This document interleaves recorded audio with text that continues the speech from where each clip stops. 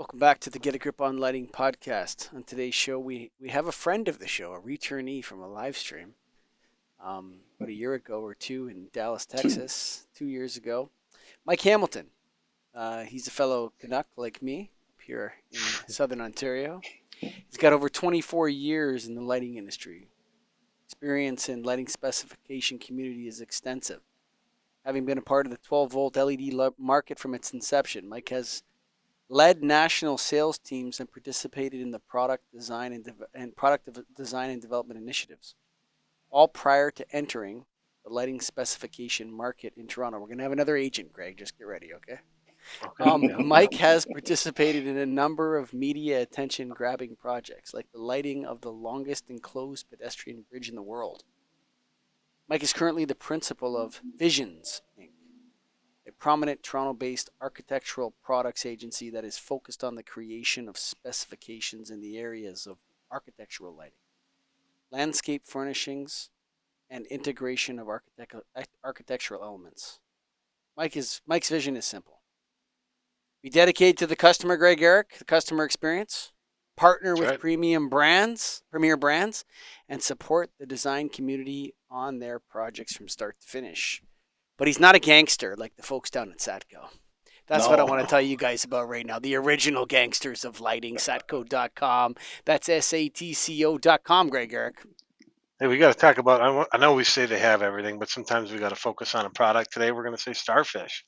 Ooh. That is their simple, scalable, smart lighting solution. You can have it in light bulbs, downlights, outdoor tape light, floodlight cams. I'm reading it off their website. Smart switches, smart plugs, under cabinets, string lights, everything you can imagine they make now in Starfish. And what Starfish is an app-based deal where you can actually change the color, like red and green and blue and all that fun stuff, and the yellows that you want, and dim it and time it. Do everything you want. Make your house, make your spot look cool. Starfish. Go. Stick with the original gangsters down at Satco. That's right, satco.com. Of course, they're proud members of the National Association of Innovative Lighting Distributors. You got light bulbs in a warehouse, son? That's right, you sell them over a counter. This is your association, the National Association of Innovative Lighting Distributors. Go to nald.org. We're meeting up in August, Greg Eric. I saw a video on LinkedIn. Aaron had it going hot at the St. Paul Hotel in downtown St. Paul. That's right. It's going to be fun. We're there. You better get there. nald.org. Mike Hamilton, welcome back to the Get a Grip on Lighting podcast. Thank you. Always happy to take part. Yeah, no, the part in your bio I heard that stuck out to me was the 12-volt LED market. You've been a part of it since its inception. When was it its inception? Year. Well, the inception, go back to years. It would have been about 26 years ago. It was a transition from neon underglow tubes into LED tubes. So that transition happened 25 or 26 years ago. And that was probably some of the first actual products being created with an LED diode being used for anything more than, your remote control. Sure. Like I remember the first thing I remember was the exit sign retrofit kit. Mm. The little spin. It had the little base on it, and then it had LEDs all over it, a little red or white, I think is what they were. That would have probably been about 20 years, 21 maybe. That's line voltage too. Yeah, that's because that stepped into that was still 12 volts on a lot of those, but it was the transition time. For us, 12 volt was started in the automotive industry specifically, and then transitioned. So those underglow kits under your cars and all the color changing that was going on back then, it all started out in neon tubes, and North America switched over slowly to LEDs when we started playing with LED color changing. White light was maybe, kind of date myself here, maybe 21 by then. The general practice of trying to play with white light LEDs in actual application for lighting purposes and not just accenting or back display lighting was about 21 years ago. Why point out 12 volt? Just out of curiosity. Why not LED in general? Well, I was in automotive when I started years back. Okay. So that was automotive lighting and automotive products was where I started personally my career, and the transitioned then into a few different areas of architectural lighting. Got He's it. telling And you he is actually the original G. That's what he's saying. LED. go back to the beginning. He is. One of. That's good. And are you still in a lot of your products still using a lot of low voltage lighting? I saw from your website you do a lot of landscape lighting. You do a lot of architectural stuff. Are you still using that? And I assume, but Definitely. I know a lot has changed. Yeah. Yeah, definitely. You mean the transition actually from 12 volt, back to 120, and now here, yes, the low voltage side of things. We found that in general, most manufacturers have gone to a 24 volt constant current, constant voltage, and moved away from the constant current perspectives that a lot of LED products started with. So that 24 volt constant voltage, we played it every day. Our agency is a big supporter of Lumen Trust, and in that we play with their linear products on a daily basis. And on the landscape lighting theme, you guys are in Canada. I'm in Minnesota. We have friends, Mike and Michael, over here in Arizona, who does a ton of landscape lighting because it's nice all the time. Where we live, it's not that nice, and I've never gotten into a landscape project other than, I might need a bollard or I need a wall pack to light up this path or something like that. And that's not landscape lighting. Like, are you guys doing a lot of No, that in Toronto? not as much as I'd like to be doing, to be honest with you. I mean, that's no factor. Everything you described, that's pretty much the Toronto area. For outdoor, we get back into your bollards, get back into your path lighting, things of that nature. I mean, right now we're working on a couple of amazing projects in Northern Ontario. It's about it. Not getting down to the small stuff because it gets covered and killed by snow and snow removal. Yeah, totally. So what's one of your big media grabbing projects that was mentioned in your bio as well? That's actually the Pickering pedestrian bridge is a bridge that spans across. I believe it's the entire 401, so our main artery through Toronto, as well as across another private 2-lane street connecting the GO train system, which is our main intercity transit system, from one end to the other with a complete enclosed bridge. Where So is that that was bridge? created. What street is It's it? located in Pickering. It's located in Pickering, right at You Liverpool. did that bridge, you son of a gun? That's good. That bridge has been a long time. I was oh my goodness. I believe that bridge from the concepts with ACOM, they were in the range of 15 years ago now. So the bridge he's talking about is over top of a 20-lane highway. Yeah. And which is the busiest highway in North America, I believe. 401. Correct. Still is. Yeah. Yeah. It's the busiest highway in North America. Probably maybe up there with, anyone in the world, but that's a big ass bridge that you lit up. So how'd you do it? That's a big question. The concepts that started with that were actually back when the agency that I was with, used to represent Color Kinetics. So behind Mike's head there, the good old CN Tower, the original lighting system that went in there, that was one of the main systems that we were currently using at the time. That bridge actually ended up being through several changes of manufacturers, which is insane because no one knows it right now, but there are 2 full manufacturers lighting that bridge right now, 50-50, because we're in a transition to another product line over the last 7 years. So what do you mean by like you're doing it in stages? He's changing the light. Stages. He's changing the light bulbs. They just don't call it that anymore. Yeah. How does this work? Right. What are you talking about? It's burning out. So right now, I gotta fix it up.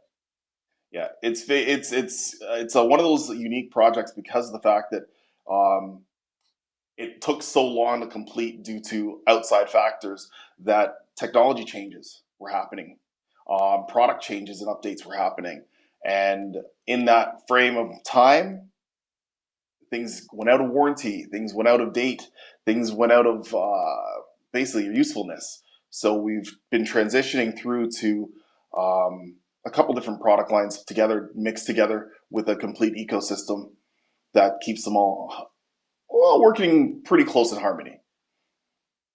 Can you control it on your phone? Can you control it on your phone?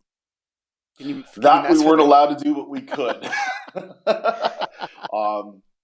So there's a third mic in the whole mix. Actually, I was with him on a project this last night that takes care of all of our integration, and he is one of the most intelligent, wonderful individuals in programming for this type of product and project in Canada.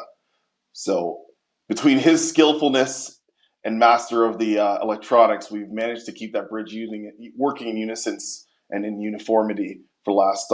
I think it went live officially. I believe is probably around 7 years ago. It went live. And is it color changing? It is color changing. Running through most of the programs are was another feat of a molehill that really turned into a mountain in trying to figure out what colors we could utilize, how fast we could allow them to change. All of the different elements were scrutinized by very discerning ears and eyes in all fields of engineering in Toronto. So a part of that 20-lane highway is, that's controlled by MTO. And then we have the city of Pickering because the bridge is located in Pickering. And then we have CN because we're going over the National Railway as well. And then with CN, you also get VIA because VIA does their own thing. All of these people, including Metrolinx, had to come together and really sit at a table with us and decipher what we could do from what we couldn't do and come up with a plan. So the bridge does change color slowly at times, and other times it's basically a different color at a different evening. So is it, I assume it's multiple flood style fixtures that are aiming back towards the bridge, or how exactly is it lit? So this bridge is actually utilizing a CalZip. I learned that word for this bridge, by the way. I apologize, but it's basically a perforated metal surrounding shell. So the cross section of the bridge is actually a shell that's an oval shape for the most part, with changes in dynamic attributes going around staircases and other things. But the inside section of the bridge is actually a glass enclosed steel structure and with steel webbing. And then you've got this cowl zip outside. So all linear lighting is actually mounted in between the outside edge of the glass to the cowl zip's enclosure. And you're And it's just basically a lighting consistent up. run? Consistent run all the way across and on top of certain elements to keep the upper glow continuous. And right now, it's, I know Mike doesn't care that much about this, but lighting geeks do. It's like a continuous run. I'm counting the lanes. I'm looking at the and computer half here. is another. Yeah. Really, and it's working. I'm crazy. counting the lanes, and it looks like it's 19 lanes across. At that point, yeah. It looks like it goes over the railway tracks, as you said. It's a big bridge. Right. So I was listening, Greg Eric, and I was just counting the lanes of the highway, if you don't mind. No. Yes. So I'm just interested in projects like this because it does relate to other things. This is a bridge we're talking, but it could be an office, it could be anything. So yeah, and it's all operating on a system, but two different units. That's got to be a challenge. And it's only it was a 7 challenge. years old. It was a challenge. Thankfully, it definitely took some ingenuity for Mike and I to come up with a plan. And when we proposed it together, it was one of those things that we had never done. No one's done. So both manufacturers, well, all three manufacturers involved, had never thought about. That's like partnering with your worst enemy, right? You've never pre-planned it, but one day you have to. So that came about, and Mike was able to really needle down on the basic information and details and put it all together with us and combined effort. We were actually just, as I said last night, we were out together. So we're actually out at a site visit up in Markham, finishing a spinning top project. So these large, oversized spinning tops. The largest one is, I believe, spans about 14 feet tall. If you imagine, you go back to the toys, the spinning tops. Sure. And you're playing with a little, spinny. Think of that as being life size. So we're actually utilizing lit fixtures inside of these structures to create the feeling of motion and make sure Mike's that you're actually able to he's back. Yeah. allow you to create the feeling of motion and actually see everything come to life within that park space. So We've got just to let small tops and large ones. all just so the listeners are listening, Mike is very animated. Mike Hamilton, that is, and Mike Colligan too, actually sometimes. But he's moving around. He knocked his mic out. But there's another Mike that he's referring to. That's not me, and I just want to make it clear to the people listening. He's not. We did not work on these projects together. Is the lighting on the Pickering Bridge on the exterior of the bridge or the interior of the bridge? Is it inside or outside? It is physically outside, but it's outside of the actual set bridge itself. It's between the CalZip. So the CalZip itself runs as a cladding system. So there's a space between the cladding system and the actual bridge. Did you have to shut down the 401 in order to install the system? The lane shutdowns as a system was installed was systematic over the time of the bridge building as well. That's some badass work. If you're up there and the cars are going by you on the other side, each side, and you're up in this one section and you're putting the lights on. Whoever did that, I'm assuming you weren't up there, were you, Mike? Did you get up on those lifts? I was only up there for the actual our mock-up that we did was many moons ago. And that mock-up day was basically a steel structure that had just been laid into place with no windows, no doors, and you're out there over live lanes, standing on this bridge. Like it was interesting. It was a feat of engineering to get it all placed the way it was, and then to stand there and go, "Oh my gosh, somebody actually had to do this." Shutting down the 401 is a big deal, guys. Just so you know, it's not it's a major province-wide initiative that you would have to address. Tell me about your time. It's an expensive one. Yeah, oh yeah, for sure. You're going to pay by the hour for sure for that. Yeah. You joined AILA a couple years ago. I remember chatting with you about it. What is being part of again, you're Canadian, it's the American Association of Independent Lighting Agents, for those listening, AILA.org, I believe it is, or lightingagents.org. What is it, Greg? Lighting Agents? It is AILA. AILA.org. Lighting agent, yeah. So another association for the people that don't have light bulbs in a warehouse but sell lighting, or might have light bulbs in a warehouse or whatever. It's a kind of a different organization. Tell us what how that helped you and why it was a strategic asset and why you stay a member. Stay a member, above and beyond stay a member because of the grounds it stands for.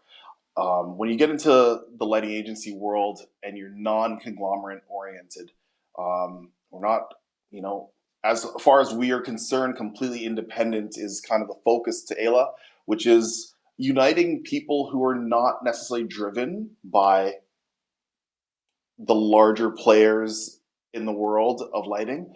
And that is something that's really difficult to navigate at times by yourself because you're a small fish in a big pond. Mm.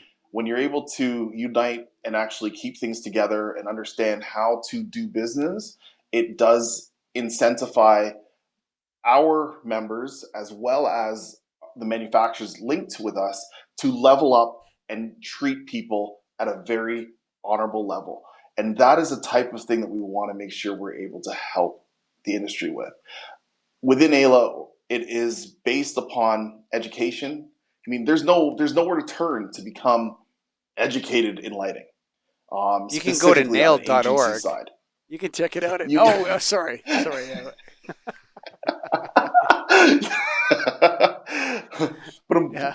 So there's nowhere to really, it's not a school factor.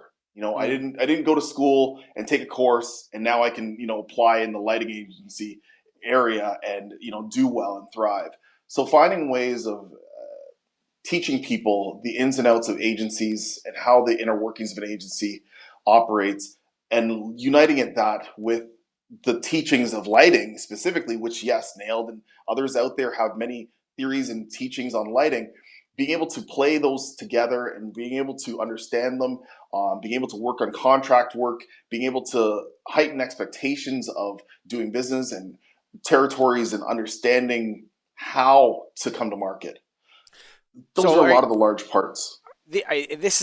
You're talking about AILA having a formal lighting savvy educational program, or are you talking about just being with your peers in AILA allows you to learn these skills, and that a lot of the skills are learned by being around other independent?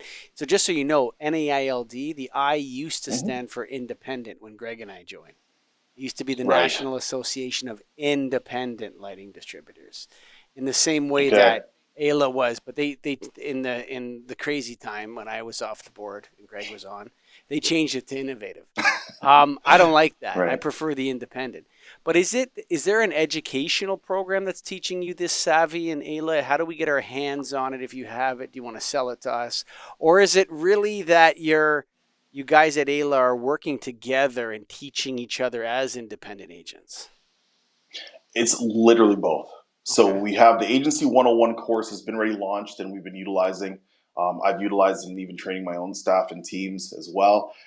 In addition to that, the camaraderie of being able to call upon each other and or lean on each other along the way has also been quite admirable to a lot of the seniors that have been in the industry for a very long time, sharing their wisdom, sharing their knowledge, sharing their practices. A part of having the opportunity to work with large agencies in large marketplaces that are still independent, as well as smaller agencies in other markets, coming together really does help. And understanding a little bit more about what your peers are doing that maybe you should be looking at is just some of the things that come out of some of our discussions, some of our talks, and above and beyond our wonderful get-togethers. It sounds like Ayla's like a junior member, like Nailed, but Nailed. Just joking. No, it sounds like no, very similar to Nailed. But tell me this: what's the difference between a lighting agent and a lighting designer? Ooh, big differentiation that we like to make sure, especially as a boutique agent, to allow an industry to thrive, we need to support all of us. We try very hard as agents not to step on the toes of a lighting designer. Proposing lighting fixtures and teaching people how those lighting fixtures are utilized in space is very different than taking a project from start to finish, discerning all the details and credentials and placing all of the fixtures, as well as making sure that things are aimed, things are timed, there's storyboards that are going through for your all of your controls and everything that's happening in a project. A lighting designer takes a vision in a very different way and really holds the hand of the design from start to finish. Whereas an agent, we may step in with proposal lighting in a specific way, the best output of light or the best rendering of your application or highlighting that marble or granite in just that you described, but we're not taking on the entire project as a whole and helping you from A to B or A to Z. We'll support you, but we're not going to do it for you. So, do you work with lighting designers on every project, or you work with lighting designers on some projects and not others? Many times, especially in Canada, we are not as driven to lighting designers as the US marketplace. So a lot of our projects go through designers, lighting designers, engineers, and often don't tell anybody, but architects also like to pick lighting. They don't like Mm, anyone to know that, but they do. sure, for sure they do. Yep. For sure they do. Sure, Right. especially exterior facade lighting. That's where Correct. architects will get heavily involved in exterior facade lighting and Yeah. large atriums, places like that, where they're talking about natural light as well. An architect's going to be very involved, and there's natural Definitely. light is part of lighting. The but I still can't. I wondered, Greg, when you talk to a lighting designer, you talk to a lighting agent. So we have lighting agents in Toronto that have warehouses that are really a Hmm. lot like lighting distributors, Greg. And then we have Yeah, and that's what. yeah, we have lighting agents that are like lighting designers. Yeah. Yeah. And are you able to differentiate this whole thing, and what am I missing? Because I heard what Mike said, there was a little bit of cutting out, but I can't seem to put my finger on it. You're asking me. Yeah, I want to. y- You can go I back to Mike. You can ask him a different yeah. question. No, that's I'm fine. asking you. I don't know. No, I don't, because like there are similar to that. I think in my every market is different. I do know that from what I've when I talk to other nailed members, especially kind of Mm, hearing how it works. We have lighting agents and we have electrical reps too, right? That we get lighting through some way or another. But the agent side, I know some of them have lighting designers on staff. In my market, not a lot of them have product in stock. There are a couple, and then yeah. So then in that case, they're not. I mean, we still can buy from them, but are they selling direct? Probably. Am I tracking it down? I don't know. Can they sell direct? Yeah, I guess. So it's a crossover. Mike Hamilton. Okay. Yes. So we have, you've been in the game. I'm asking you this because, you says 24 years, whatever, since late 90s, been in the game. Yeah. Right. So Yeah. are we seeing the channel reform, or like, do you remember back in the old days, you had distributors, agents, everything was heavily structured, right? And this is how the lighting channel worked. And then we had LED, everyone thing went crazy. Are we seeing some kind of reforming of that channel in a unique way where agents now need their own association, independent? It's a new association. And they're providing a value that slots in between designers and distributors on large projects. Is that where you're finding yourself? Is there something happening there? Tell me more. The integration of an agent into a project really is from an ideas and information standpoint. I mean, I can speak for ourselves at Visionz. I can speak for our model because there are several different models out there. And as you stated, yes, there are people who consider themselves distributors. There are people who consider themselves showrooms, consider themselves agents, consider themselves lighting designers, and all being the same people.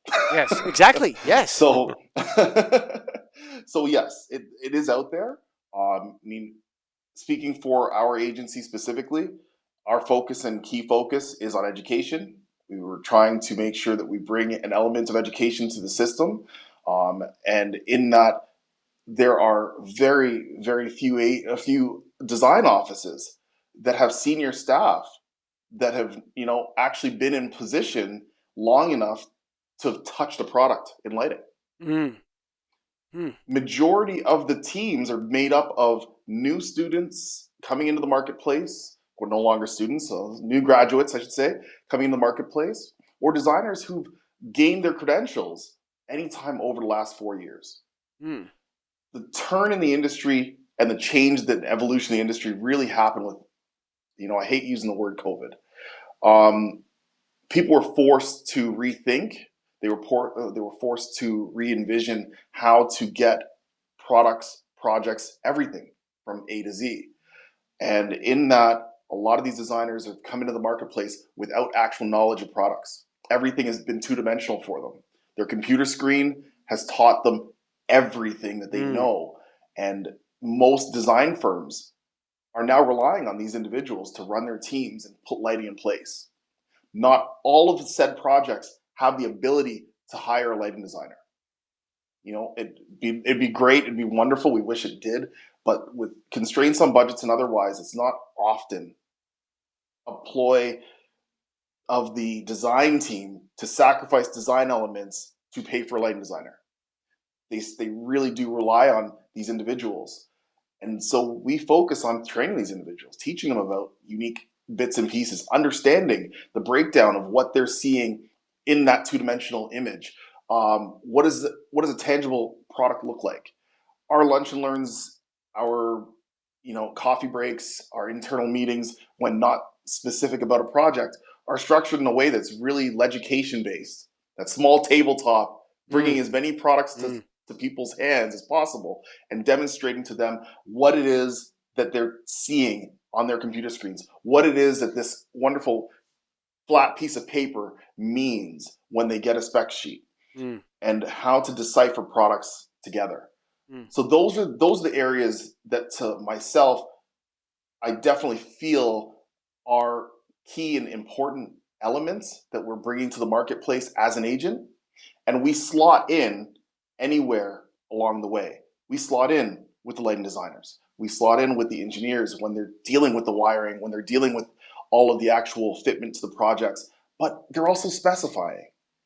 And in addition to that, an architect's biggest, challenge is seeing the light without seeing the light in most cases, because their use of fenestration, their placement of buildings is all about natural light and elements coming into space. Being able to have an agent that understands that that's able to talk to you and teach you about products that you can utilize in specification to achieve those goals. It's not quite lighting design. It's not quite just sales. It does fit in a bit of a middle whereby education is really where we focus. Learning about the manufacturers, those boutique manufacturers that have been recreating the wheel every year to make themselves stand out amongst the crowd. We bring their knowledge to the design community, to the community in general. And that's a boutique agent. That's the focus of what we do. You consider yourself at all a lighting designer, Mike Hamilton? Me? I do not consider myself a lighting designer. Who designed the bridge? Were you part of The that? bridge was designed by the engineer, encouraged by the products that we represented and taught them about. That's exactly, now you're hitting right on the head of my next question that I wrote down. So if you allow me to interrupt you, Greg. You guys work for the manufacturers, right? That's your customer. Technically, that's correct. Well, Yeah. See, the word customer is a very hard word when you're an agent. Who pays you? So our payment can come from our manufacturers as our customer. Our payment can come from our distributors, such as yourself. But the people we focus every day on, they don't pay us. Do we consider them clients? Yes, but there's no contract to them. That's the fundamental. See, I think I hit the nail on the head. Is that agents mostly work for manufacturers. Mostly the manufacturers are their customers. And what they're doing is they're bringing the innovation from multiple manufacturers to the table, and they're solving problems from the manufacturer's perspective, who wants to get on that spec, who wants their product purchased on that specification. That's a massive difference from a distributor. Distributors do not work for manufacturers. And so why not have a designer on your team then? Then you're the full package. Why don't you tell him how to run his business, Greg? Yeah, go ahead, Mike. I'm just asking, Mike Hamilton. So, just saying, yeah, no worries. So we do actually take care of, assisting in the lighting calculations factor in support of our engineers, in support of proposed lighting plans, and giving people ideas of what our manufacturers' products will do on a project. We, in support of our manufacturers, present their products in the specific applications which they're used or could be used. We're really here to support and to teach. We really are not here to be the beginning and end of the entire cycle. Wow. Well, I can't believe we've talked for 33 minutes already. Mike, we really thank you for being on the show. Sometimes I don't know why people are even coming on the show. Is there anything that we've missed or that you'd like to throw out there to the Get a Grip on Lighting audience at this point? You can pick anything out of your hat if you want. We got about to be honest with you, I left. just want. Yeah. No problem. I really just wanted to come in and talk with you, and I enjoyed our first conversation. Yeah, sure. It was exciting. It was eventful, but really the understanding of an agent is something that I hear so many different takes on, and if there's an opportunity to really bring us back home to what an agency means, we're marketing. Majority of agents came into being an agent in lighting even as a marketing company. We're a local leg of a manufacturer to market their products to our group of people. And people being anyone within the industry to which the direct target for our manufacturer is. In that, the focus of Visionz has been in providing that link that I feel has been lost in what we do. We focus on our materials, we focus on the different aids that we provide our local market and how they want to hear or receive product information or knowledge. And that's our focus point, because every manufacturer has several thousand people in several thousand regions that they need to focus on. And every region has a different way of doing business, has a different expectation from an agency or a manufacturer when coming into their space, we're here to market to the people that we service. I think Marketing, everyone, sales, teaching. Yeah, that's a great point to call it. I think you got to go to satco.com, Eric, for the original gangsters. Mike just summed it up right there. That's the best explanation of an agent I've ever heard, Greg. And we've interviewed a lot of agents, Mike. We'll clip that one. Yeah, that's got to be a clip. But in the meantime, you got to go to satco.com. That's SATCO. They're agents out here in Mississauga. It's called Intralec. I know those guys. They're kind of like a distributor, actually, that Intralec. You just got an appearance on the Get a Grip on Lending podcast, Intralec, because you're kind of like a distributor agent. So you go both. You're playing both sides of the field, but you guys do a great job over there. It's a great company, Intralec, and Satco's another great company. Go to satco.com. Check out the National Association of Innovative Lending Distributors. It used to be independent. Go to NAI, still independent in their hearts. Go to naild.org. That's right. We got a convention coming up in August. Be there, be square. You know what to do. Come down to St. Paul's. We're all hanging out. And of course, thanks to Mike Hamilton for coming on the show. And check out his company, Visionz, and also AILA.org, AAILA.org. If you're an agent, why not check them out? Go to American Association of Independent Lending Agents. Apparently, they let in Canadians, so you're allowed to join even if you're Canadian. And all of you out there that have made it to the end, thank you for listening, and bye for now.